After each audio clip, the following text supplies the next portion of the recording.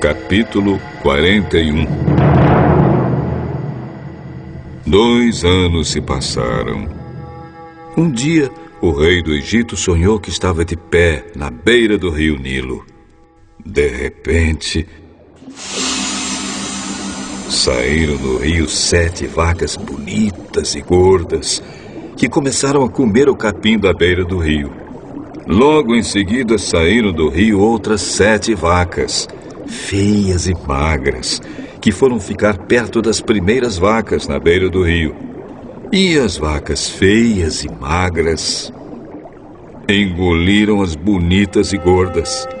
Aí o rei acordou, mas tornou a dormir e teve outro sonho.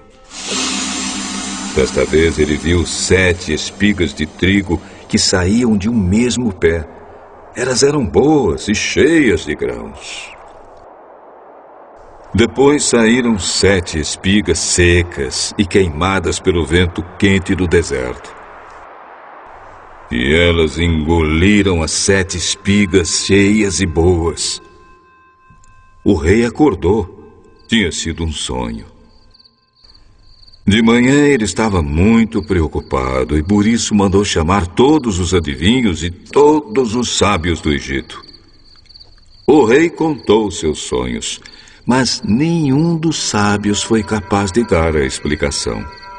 Então o chefe dos copeiros disse ao rei: Chegou a hora de confessar um erro que cometi.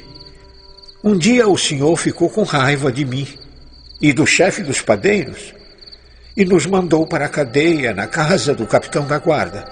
Certa noite cada um de nós teve um sonho e cada sonho queria dizer uma coisa. Lá na cadeia estava com a gente um moço hebreu que era escravo do capitão da guarda. Contamos a esse moço os nossos sonhos e ele explicou o que queriam dizer. E tudo deu certo, exatamente como ele havia falado. Eu voltei para o meu serviço e o padeiro foi enforcado. Então o rei mandou chamar José e foram depressa tirá-lo da cadeia. Ele fez a barba, trocou de roupa e se apresentou ao rei. Então o rei disse: Eu tive um sonho que ninguém conseguiu explicar. Ouvi dizer que você é capaz de explicar sonhos. Isso não depende de mim. É Deus quem vai dar uma resposta para o bem do senhor, ó rei. Sonhei que estava de pé na beira do rio Nilo. De repente saíram do rio 7 vacas bonitas e gordas que começaram a comer o capim da beira do rio. Depois saíram do rio outras 7 vacas, mas estas eram feias e magras. Ora, em toda a minha vida eu nunca vi no Egito vacas tão feias como aquelas. E as vacas feias e magras engoliram as bonitas e gordas. Mas nem dava para notar isso, pois elas continuavam tão feias como antes. Então eu acordei. Depois tive outro sonho. Eu vi 7 espigas de trigo boas e cheias de grãos, as quais saíam de um mesmo pé. Depois saíram 7 espigas secas e queimadas pelo vento quente do deserto. E elas engoliram as 7 espigas cheias e boas. E eu contei os sonhos aos adivinhos, mas nenhum deles foi capaz de explicá-los.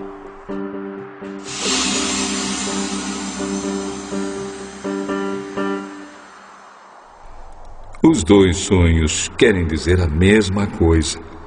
Por meio deles, Deus está dizendo ao senhor o que ele vai fazer. As 7 vacas bonitas são 7 anos e as 7 espigas boas também são. Os 2 sonhos querem dizer uma coisa só. As 7 vacas magras e feias que saíram do rio depois das bonitas e também as 7 espigas secas e queimadas pelo vento quente do deserto são 7 anos em que vai faltar comida. É exatamente como eu disse. Deus mostrou ao senhor, ó rei, o que ele vai fazer. Virão 7 anos em que vai haver muito alimento em todo o Egito.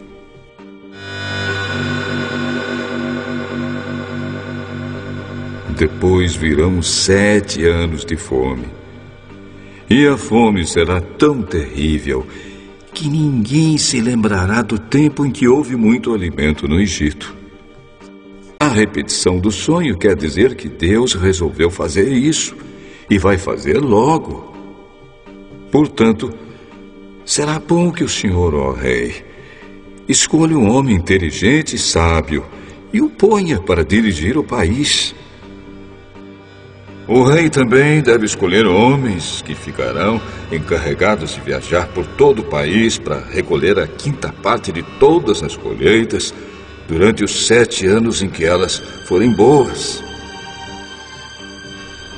Durante os anos bons que estão chegando, esses homens ajuntarão todo o trigo que puderem e o guardarão em armazéns nas cidades, sendo tudo controlado pelo Senhor. Assim, o mantimento servirá para abastecer o país durante os 7 anos de fome no Egito, e o povo não morrerá de fome. O conselho de José agradou ao rei e aos seus funcionários. E o rei disse a eles: Não poderíamos achar ninguém melhor para dirigir o país do que José, um homem em quem está o Espírito de Deus. Deus lhe mostrou tudo isso. E assim está claro que não há ninguém que tenha mais capacidade e sabedoria do que você, José. Você vai ficar encarregado no meu palácio, e todo o meu povo obedecerá às suas ordens. Só eu terei mais autoridade do que você, pois sou o rei. Neste momento, eu o ponho como governador de todo o Egito. Então o rei tirou do dedo seu anel sinete e o colocou no dedo de José. Em seguida, mandou que o vestissem com roupas de linho fino e pôs uma corrente de ouro no pescoço dele. Depois fez com que José subisse no carro reservado para a maior autoridade do Egito, abaixo do rei, e mandou que os seus homens fossem na frente dele gritando: Abram caminho!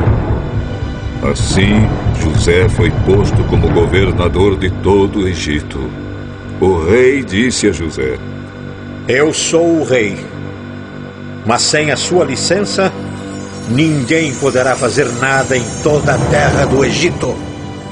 O rei pôs em José o nome de Zafenate-Paneia e lhe deu como esposa Azenate, filha de Potífera, que era sacerdote da cidade de Heliópolis. José tinha 30 anos quando entrou para o serviço do rei do Egito. Ele saiu da presença do rei e viajou por todo o Egito. Durante os 7 anos de fartura, a terra produziu cereais em grande quantidade. E José ajuntou todos os cereais e os guardou em armazéns nas cidades, ficando em cada cidade os cereais colhidos nos campos vizinhos. José ajuntou tanto mantimento que desistiu de pesar, pois não dava mais. Parecia a areia da praia do mar. Antes de começarem os anos de fome, José teve 2 filhos com sua mulher, Azenate. Pôs no primeiro o nome de Manassés e explicou assim: Deus me fez esquecer todos os meus sofrimentos e toda a família do meu pai. No segundo filho, pôs o nome de Efraim e disse: Deus me deu filhos no país onde tenho sofrido. Então acabaram-se os 7 anos de fartura no Egito. E, como José tinha dito, começaram os 7 anos de fome. Nos outros países, o povo passava fome, mas em todo o Egito havia o que comer. Quando os egípcios começaram a passar fome, foram pedir alimentos ao rei. Vão falar com José e façam o que ele disser. Quando a fome aumentou no país inteiro, José abriu todos os armazéns e começou a vender cereais aos egípcios. E de todos os países vinha gente ao Egito para comprar cereais de José, pois no mundo inteiro havia uma grande falta de alimentos.